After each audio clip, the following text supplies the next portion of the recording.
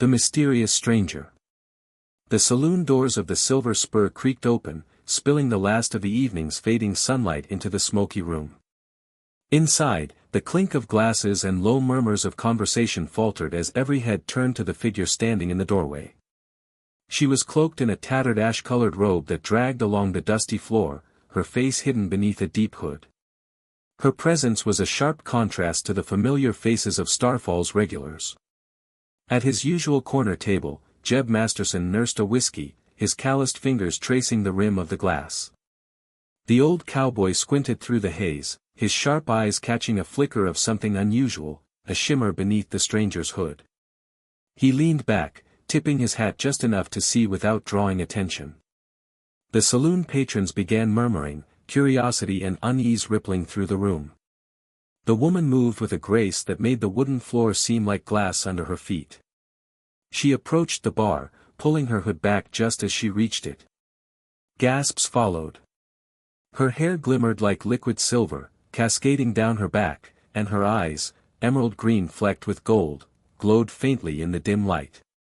Her skin had a sheen, not quite human, almost like scales under the right angle. The bartender, a wiry man named Gil, hesitated before offering a cautious smile. "What'll it be, miss?" "Something strong," she replied, her voice melodic yet edged with quiet power. She glanced around the room, her gaze landing on Jeb. The glow in her eyes sharpened, and a small, knowing smile tugged at her lips. Jeb raised an eyebrow, tilting his hat further back. "Well now," he muttered under his breath, "that's new." The woman took her drink, a crystalline concoction that Gil hastily whipped up, and walked straight toward him, her steps deliberate. The saloon patrons, sensing something unusual, fell into a hush, their eyes darting between Jeb and the stranger. She stopped at his table, her gaze locked on his, and set her glass down with a soft clink. "You're Jeb Masterson," she said, her voice carrying across the room like a challenge. It wasn't a question. Jeb leaned back in his chair, his hat tilting lazily as he surveyed her. "That's what they call me," he drawled. "What's it to you?" Her smile widened, revealing teeth just a little too sharp for comfort. "I've been searching for you. They told me you were a man who didn't scare easily." Jeb chuckled, the sound dry as the desert wind. "You heard right. But folks don't come looking for me unless they're trouble. So what kind are you?" "The revelation." She leaned closer, her shimmering hair catching the flickering light of the oil lamps. "The kind that knows your reputation. Hero of the Nexus Wars. The man who outdrew an entire squad of Zarnak marauders. The stories about you are legendary." Jeb's smile faded, his eyes narrowing. "Those stories are old news. I'm retired." "Retired?" she repeated, her voice lilting with amusement. She leaned in further, her face mere inches from his. "I don't think you understand what's standing in front of you, Jeb." The faint hum of conversation in the saloon died completely as her skin shimmered, scales briefly glinting in the dim light. Her emerald eyes burned brighter, and for a moment, her pupils became vertical slits like those of a predator. A low, almost imperceptible growl escaped her throat. Jeb didn't flinch. "You've got some nerve, lady," he said, his voice steady, "walking into a place like this, trying to spook an old man." She tilted her head, a sly grin spreading across her face. "Oh, I'm not here to spook you, cowboy," she said, her tone dripping with something both playful and dangerous. "I'm here to see if the man behind the legend is as sharp as they say." The room held its collective breath, stunned into silence. Jeb held her gaze, his weathered face unreadable. And then he reached for his whiskey, taking a slow sip. When he set the glass down, his lips curved into a faint smile. "Well," he said, his voice carrying just enough warmth to break the tension, "you've got my attention. Now what's this really about?" The woman straightened, her smile never faltering. "You'll find out soon enough," she said, her voice a purr. She turned and began to walk away, but not before glancing over her shoulder, her eyes catching his again. "Don't disappoint me, Jeb." The saloon erupted into murmurs the moment she exited. Gil was the first to speak, his voice hushed but urgent. "Jeb, who in the stars was that?" Jeb drained the rest of his whiskey, his sharp gaze lingering on the swinging saloon doors. "A damn good question," he muttered. "And I reckon I'll find out soon enough." The next day, Starfall buzzed with gossip about the mysterious woman from the saloon. Whispers swirled around her shimmering scales, her glowing eyes, and her unnerving focus on Jeb Masterson. The retired cowboy ignored the rumors as he prepared to head back to the Silver Spur for his usual evening drink, but a sense of unease tugged at him. Something about the encounter didn't sit right. The Emberstone. As the sun dipped below the horizon, Jeb entered the saloon, his boots clicking against the wooden floor. The patrons greeted him with wary nods, their voices quieter than usual. His corner table was empty, the bartender already pouring his whiskey. Jeb had barely settled into his seat when the saloon doors swung open with force. The room fell silent as the mysterious woman strode in, her shimmering presence demanding attention. This time she wasn't cloaked, her silver-scaled skin glinted under the flickering lamplight, and her long, sleek tail swished behind her as she walked. "Evening, cowboy," she said, her melodic voice cutting through the silence. She stopped in front of Jeb's table, her emerald eyes gleaming. "I thought I'd give you another chance to prove yourself." Jeb leaned back in his chair, his expression calm but his eyes sharp. "Lady, I told you I'm retired. Whatever you're after, I ain't interested." "Oh, but you will be," she said, smirking. She reached into a small satchel slung across her shoulder and placed a glimmering object on the table. It was a crystalline orb, pulsating faintly with light. The patrons leaned forward, their curiosity outweighing their caution. "That," she said, her tone dripping with challenge, "is a piece of the Emberstone, an artifact powerful enough to turn worlds to ash or save them. I've got the map to find the rest. What I need is someone brave enough to help me retrieve it." Jeb stared at the orb, his brow furrowing. "And what makes you think I'm your man?" She leaned closer, her voice lowering.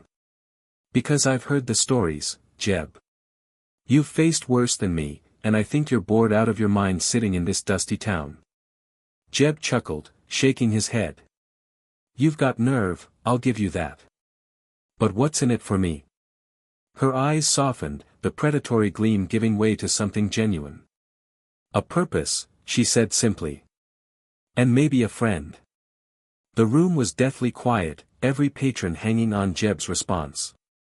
He sighed, downed the rest of his whiskey, and stood. "All right," he said. "You've got my attention. But you better not be leading me into something I'll regret." The woman grinned, her sharp teeth glinting. "Oh, Jeb," she said, extending her hand, "I wouldn't dream of it. The name's Lyra, by the way." Jeb shook her scaled hand, surprised by its warmth. "Pleasure, Lyra. Though I have a feeling that's about to change." The journey and discovery. The journey began at dawn. Jeb rode his horse Shadow while Lyra walked beside him, her scaled legs carrying her effortlessly over the rugged terrain. The desert stretched endlessly before them, the horizon a blur of heat waves and distant mesas. "You've got a funny way of picking a partner," Jeb said, breaking the silence. "You show up, start flashing your scales around, and expect me to follow you into the unknown." Lyra glanced at him, her eyes glinting with mischief.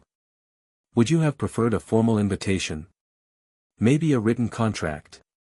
Jeb snorted. "Fair point. So what's your story? You're not from around here, that's for damn sure." Lyra's expression grew distant. "I'm from the Dracorian system, far beyond your solar system. My people were guardians of the Emberstone fragments, but when our world was attacked by the Void Reapers, we scattered them across the galaxy to keep them safe. And you ended up here." "I've been searching for 3 years," she said quietly. "This fragment was hidden on a moon near here, but the others, they could be anywhere. I need someone who knows this sector, someone who can handle trouble." She looked at him meaningfully. Someone like you. They traveled for 2 days, following Lyra's ancient star map. On the third morning, they reached a canyon where strange metallic structures jutted from the red rock walls, remnants of an ancient alien outpost. There, Lyra pointed to a cave entrance partially hidden by fallen boulders. The next fragment should be inside. As they approached, Jeb noticed scorch marks on the rocks and scattered debris. "We're not the first ones here," he muttered, drawing his revolver. Inside the cave, they found more than they bargained for. The walls were lined with glowing crystals, and at the center sat another Emberstone fragment, pulsing with brilliant blue light.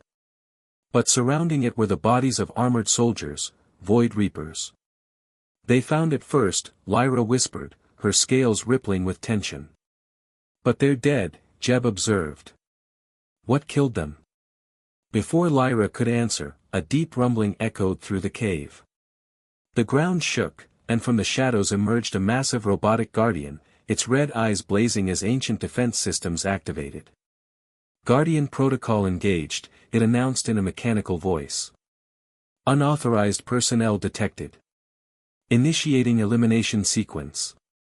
Jeb's hands moved with practiced speed, his revolvers blazing as he rolled behind cover. Lyra's transformation was breathtaking, her form expanded, scales hardening into armor as she breathed a stream of silver fire at the mechanical beast. Working together, they managed to disable the Guardian, but not before it sent out a distress signal. Lyra grabbed the Emberstone fragment as alarms began wailing throughout the ancient complex.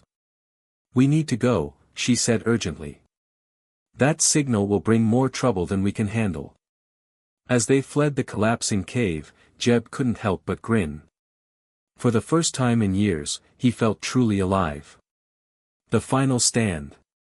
They made camp in a hidden canyon that night, but their rest was short-lived. The sound of approaching spacecraft filled the air as Void Reaper ships descended from the darkening sky, their searchlights cutting through the desert like blazing swords. "They tracked the signal," Lyra said grimly, clutching both Emberstone fragments. "There's nowhere to run."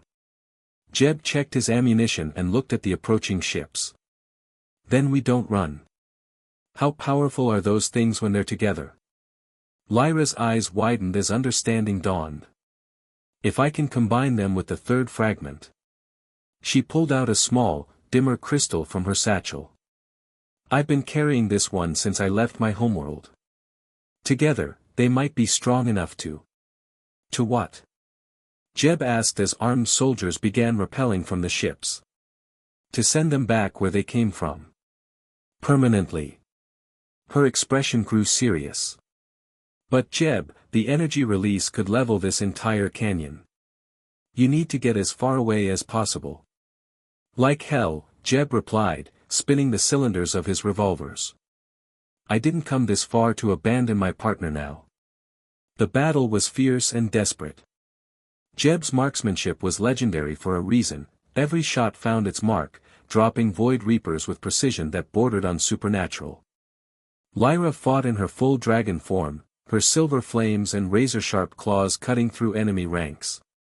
But they were vastly outnumbered.